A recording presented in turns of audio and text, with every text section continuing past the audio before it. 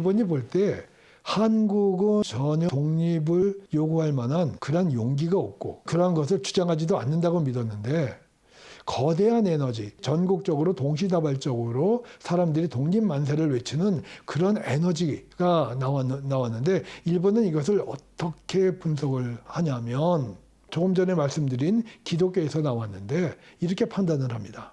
민주주의로 상징되는 근대 이데올로기, 그리고 교회가 갖고 있는 전국적인 조직체로서의 교회, 그리고 여기에 영적인 영역이 함께 있었다. 일본은 그렇게 판단하고 해석을 합니다. 한국 근대화에 영향을 준 두 그룹이 있습니다.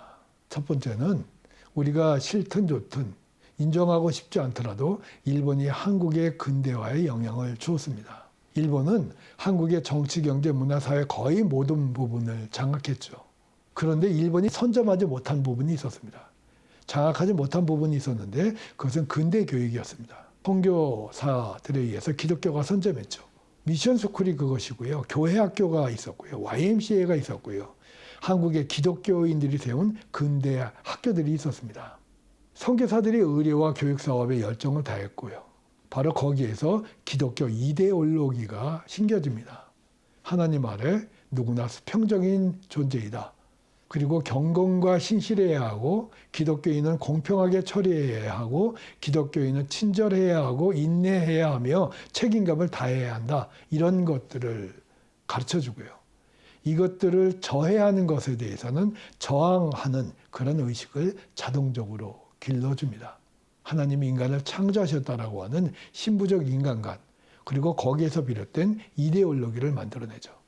다음 시간에 구체적으로 말씀드리겠지만, 이것이 발전을 해서 대한민국, 지금 우리가 쓰고 있는 대한민국 헌법 제1조를 만들어냅니다. 두 번째, 조직의 문제. 그 당시에 천도교는 기독교에 비해서 재정적으로 엄청나게 부한 종교였습니다. 그랬는데 이 천도교가 기독교의 이 3.1운동을 제안을 처음 하죠. 최남선이 제안을 하는데 이승훈에게 제안합니다. 그랬을 때 당시에 이승훈은 전국에 있는 교회를 동원하려면 어쨌든 돈이 필요하니까 돈을 달라고 얘기를 합니다. 여기에 대해서 여러 의견이 분분하지만 왜 천도교가 돈을 주어서라도 교회를 끌어들이려고 했을까? 그것은 기독교가 갖고 있는 의식화된 학생들이 필요했고요. 그리고 이렇게 의식화되어 있는 전국적인 조직이 필요했는데, 아주 작은 마을까지도 기독교회는 교회를 갖고 있었거든요. 이 돈을 준 거에 대해서는 이렇게 해석할 수 있습니다. 지금의 한국교회 대형 교회가 많고 큰 교회가 많고 자립교회가 많지만, 그 당시에 3.1운동 당시에 기독교는 20만 내지 30만 밖에 안 됐고요. 그리고 도시에 있는 몇몇 교회 이외에는 이 전국적인 교회를 동원할 만큼 기독교의 재정이 그렇게 많지 않았습니다. 어쨌든 교회가 전국적인 유일한 그 조직체를 갖고 있어서 전국에 동시다발적으로 만세 시위 운동이 일어날 수 있었다. 일본은 그렇게 판단을 하죠. 근데 일본의 판단은 여기서 그치지 않고요. 여기에 영적인 영역이 있다고 보는 겁니다. 여러분, 언제 기독교가 가장 힘이 있을까요? 기독교 교인들이 어느 때 이 힘을 발휘할까요? 그것은 하나님이 하라고 하셨어 라고 하는 그러한 음성을 만약에 들었다면, 아니면 그런 확신이 있다라고 하면, 이건 어떤 누구나 말릴 수 없었을 겁니다. 이 신석구라고 하는 사람이 감리교 목사인데, 이 사람이 오하영으로부터 독립선언 대표로 참여하자라고 하는 권고를 받았는데, 바로 하디의 전통, 1907년 전통 아래 있었기 때문에 기독교 목사가 정치적인 문제에 직접 나서는 것과, 아니 우리끼리 하면 또 모르겠는데 천도교와 함께 하는 것이 신앙적으로 타당한지 그렇게 고심을 합니다. 그런데 이후에 이런 고백을 하죠. 그 후 새벽마다 하나님 앞에 이 일을 위하여 기도하는데 2월 27일 새벽에 이런 음성을 들었다.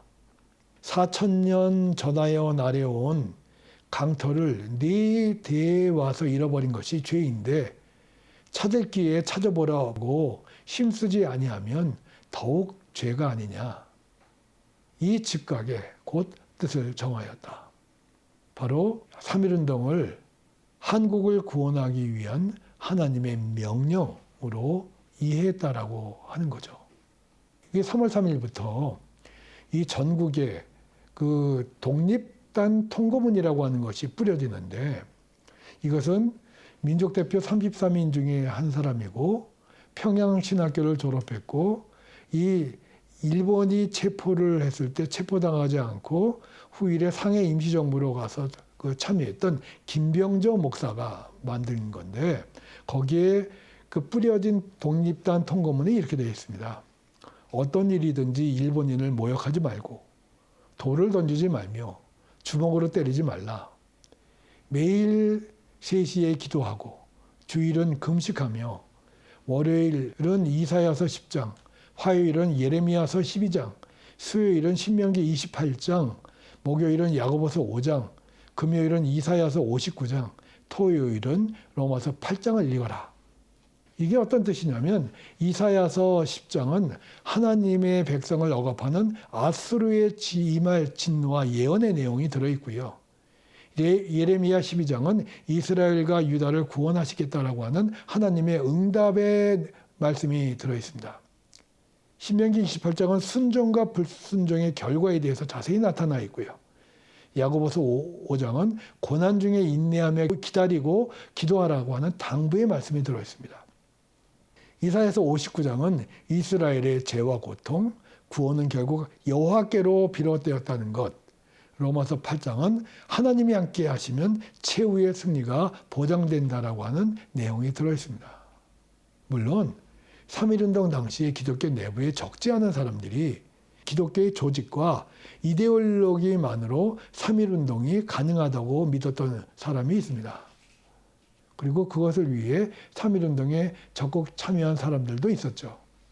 그런데 일본은 3.1운동의 원인을 조직과 이데올로기로만 본 것이 아니라 영적인 영역이 있었다고 판단을 합니다. 영적인 영역, 이 영적인 영역으로 이 독립운동에 뛰어든 사람은 생명을 걸고 이 독립운동에 나선 거죠. 이 3.1운동이 전국적으로 확대되고 2달간이나 지속된 가장 큰 이유라고 저는 봅니다. 그동안 우리는 3.1운동이 조직과 이데올로기로만 해석을 했는데, 오히려 일본의 판단이 맞는 것 같습니다. 조직과 이데올로기와 영적인 영역이 합치될 때 거대한 에너지가 도출될 수 있는 거죠.